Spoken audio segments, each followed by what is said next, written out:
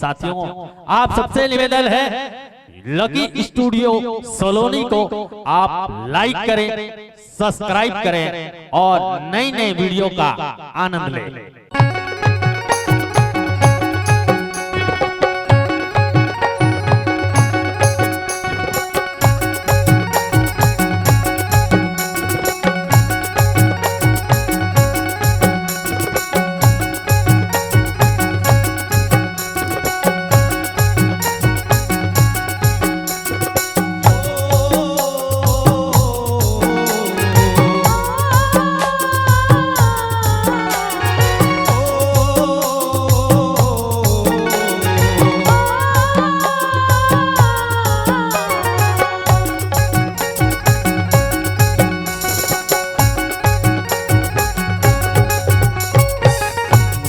झूमर जाही तोर झूमर जाही तोर झूमर जाही हो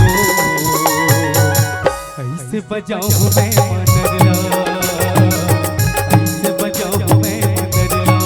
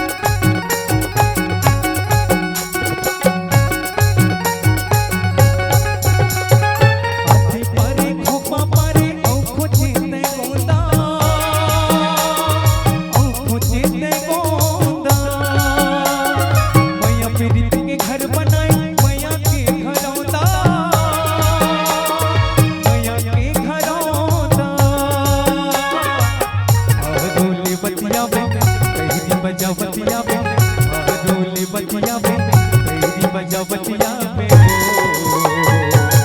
मैया के बैरी है जमाना, माया के बैरी है जमाना।